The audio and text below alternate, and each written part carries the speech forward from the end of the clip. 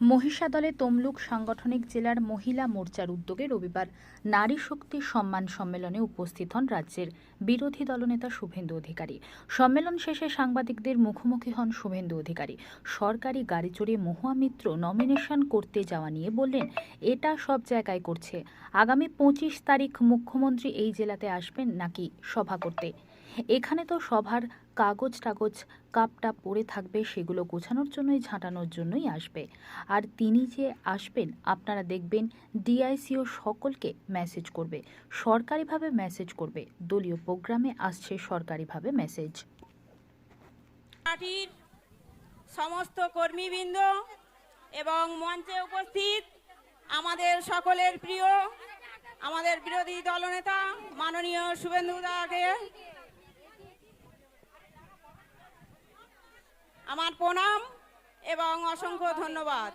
এবং আমার এই ভারতীয় জনতা পার্টির সৈনিকবৃন্দকে আমার তরফ থেকে আন্তরিক অভিনন্দন এবং প্রণাম জানাই। আমি আজকের সুদূর সন্দেশখালী থেকে আপনাদের এই মহিষাদলে এসেছি শুধু একটাই কথা জানানোর জন্য। কারণ আমাদের মাননীয় মুখ্যমন্ত্রী প্রতিনিয়তই বলছে উন্নয়ন করেছেন, উন্নয়ন আর উন্নয়ন।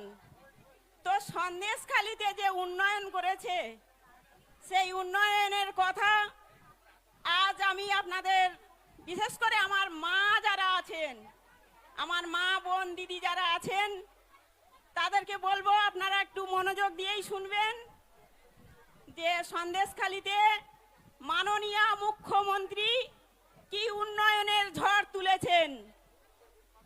সন্দেশখালীতে আপনারা সবাই দেখেছেন, টিভির পর্দাতেও দেখেছেন, কিন্তু বাস্তবে যেটা হয়েছে তার থেকে।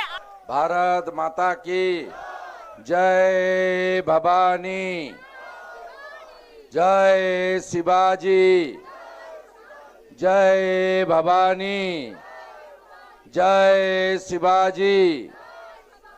সমবেত রাষ্ট্রবাদী দেশপ্রেমিক আমার মাতৃমণ্ডলী, দিদি এবং বোনেরা, 40 ডিগ্রি সেলসিয়াস ঘর্মাক্ত পরিবেশ, রবিবার ছুটির দিন, বাড়ির অনেক কাজ, তার মধ্যেও তমলুক সাংগঠনিক জেলার 7টা বিধানসভা থেকে হাজারে হাজারে মাতৃমণ্ডলী, দিদি এবং বোনেরা এখানে এসে এই সভাকে কানায় কানায় পূর্ণ করেছেন।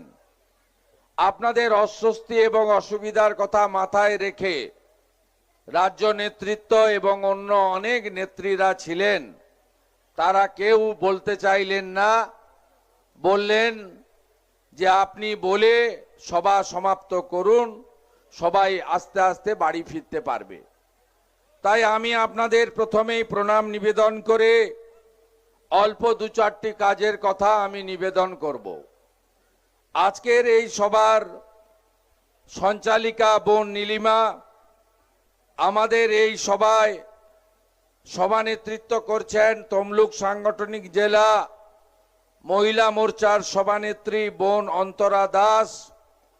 এই সভায় উপবিষ্ট আছেন আমাদের দলিত কন্যা বিধায়িকা, বিধানসভার কণ্ঠস্বর, যাকে বিধানসভায় দেখলে মুখ্যমন্ত্রী সবসময় অস্বস্তি ফিল করেন, আমাদের সভানেত্রী প্রিয় তাপসী মণ্ডল মহোদয়া।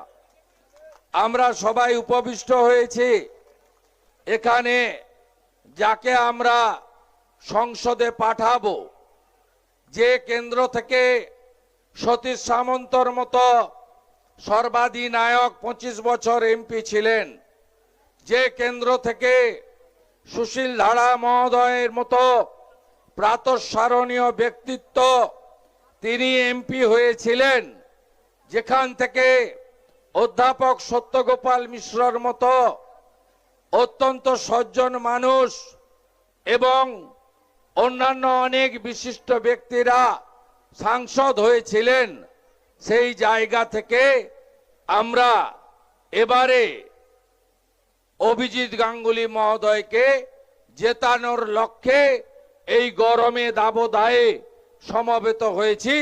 আমি এই চুরি দুর্নীতির বিরুদ্ধে আপোষহীন কণ্ঠস্বর, বেকার যুবক যুবতীদের আশার আলো, আমাদের প্রার্থী ভাবী সাংসদ অভিজিৎ গঙ্গোপাধ্যায়কে